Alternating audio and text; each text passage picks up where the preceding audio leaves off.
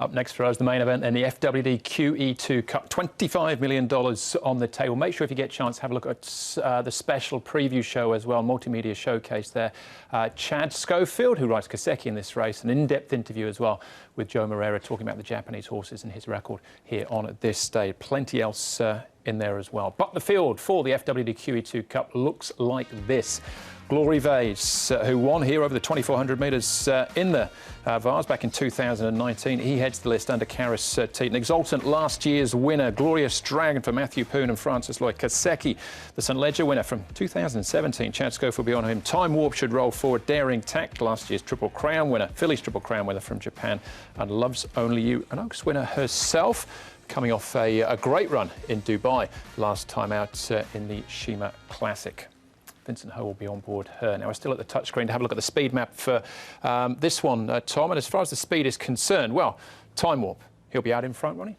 He's a guaranteed leader as Time Warp, pretty much. Joe Moreira, of course, Joe's had good success on this horse in the past, of course, winning the Hong Kong Gold Cup in 2020. He'll be up on the pace trying to make all, but whether he's in that same sort of form at the moment, I'm not totally convinced. Exultant might be too far away. He'll be keeping his stablemate in the crosshairs. There you've got Kaseki, Loves Only You, Glory Vase will be back as well, Daring Tact and Glorious Dragon. I think it'll be fairly sort of stock standard, the speed map. Speed will be telling, though, does say good to slow. They'll probably try and quicken it up, I reckon, for about the 1,000 or so.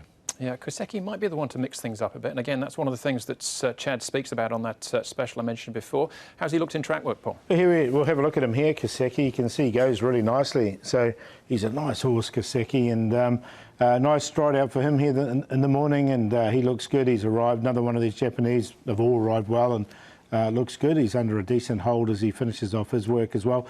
Daring Tact, and she's looked good in the mornings as well. No problems there. They have, as I said, they haven't really had searching gallops as we've seen in the past, these Japanese. They're all pretty fit horses. They come in, so a nice quiet for Daring Tact. And Loves Only You, I thought she strode out nicely as well. It was a really nice piece from Loves Only You, and those goes comfortably at the end. So the filly, the mare have both arrived in really good order.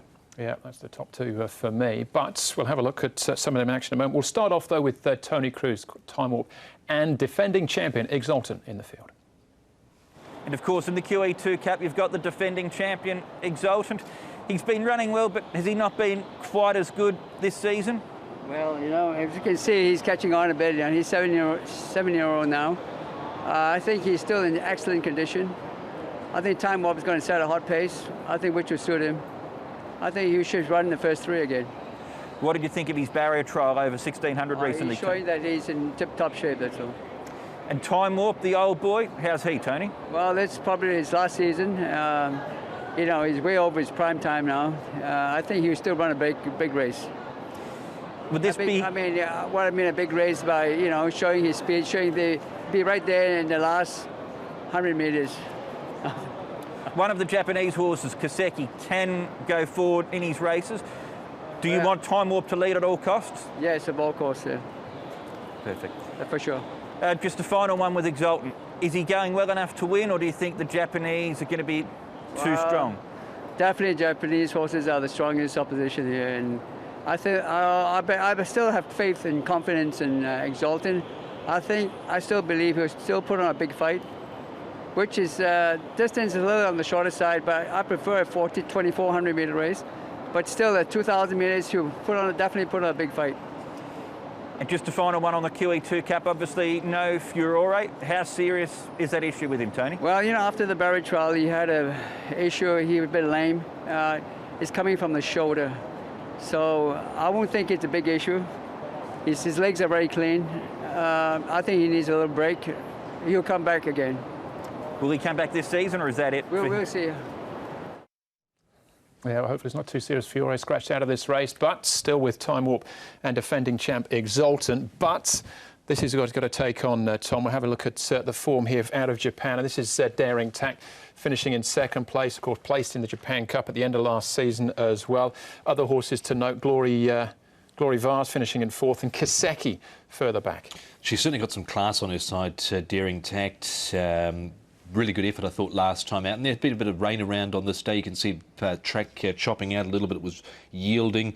And look, was a very good effort, I thought, just to close off nicely over the final stage. I think Connections probably thought there was some excuses there with the ground last time out. Even though she's got some form on yielding tracks, Paul, I think she'll be better on top of the track. Yeah, I agree totally. She's a class filly, there's no doubt about it. She's gone through the Triple Crown, winning that, and it looks really good. OK, well, what about the defending champion Exalted? Came good this time last year to win here and then go on and win the Champions and Chater Cup. This is him finishing third in the Gold Cup. Glorious Dragon in behind, and the Old Warrior Time War, Paul. Yeah, nice run from Exalted, but look, he hasn't been up to his the same standards as we've seen in previous seasons. 7-year-old now, and even Tony Cruz was just saying that he'd prefer it over 2400 for him. So look, he'll run his race. Yeah, he certainly will. I've got him up in the selections, put him in for fourth in the end. I thought this run was pretty good, just couldn't quite go with Golden 60 as stablemate Furore. I think maybe he might be a better chance when we get to something like the Champion and Chater Cup at the end of May. But there was nothing wrong with his trial, as we're about to see here, where he was up on the speed in this trial, and so he was given a little push out over the final stages. Yeah, he's better, certainly better on the turf, Paul. He trials better on the turf than he does on the all-weather. Yeah, no, he definitely does, yeah. So they gave him this trial, and look, he was pushed out a little bit. It was a short trial, but it was a searching workout. So he's a very fit horse going into this. It's just whether he can reproduce what we've seen in previous years for him. No problems with the trial at all. All right, he will be carried out on his shield, if nothing else. That is Exalted, the defending champion.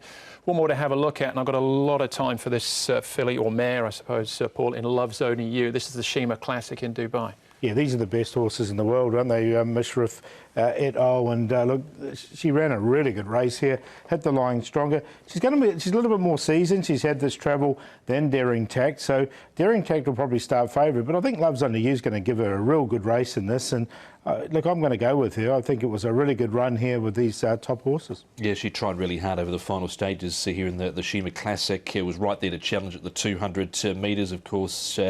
The trainer, Mr. Yagi, he's got certainly a connection here with Lise Gracheur coming over here and travelled her around the world, and he's got a lovely mare here again as well. All right, so the favourite, Paul, is Daring Tact. He is 2.1. It might just be a little bit overbet, she might be. So I'm going to go with Love's Only You, and I think we'll get a decent price, 7.1 at the moment, to beat Daring Tact. Glory Vade's been here, done that before, and Kaseki in there for 4. So I'm going with Japanese, 7, 6, 1 and 4. 6 and 7, my cue or forecast. I think that'll be the order. Daring Tact into Love's Only You. Got them on top. Glory Vase, been a little bit of a concern. Of course, he's had a lameness issue Thursday, Friday. He was cleared on Saturday morning for that, a lame right front. But he's certainly got plenty of class as Glory Vase, and in goes Exalted as well. So 6, 7, 1 and 2. Yeah, I don't think Exalted will go down without a fight, but a Japanese 1-2 for me. Love's Only You. Peaked on a run, I think, in Dubai. Down in trip will suit her perfectly here. Those are the Group 1s out of the way. 2 really strong races, though, to finish the programme at Sha Tin.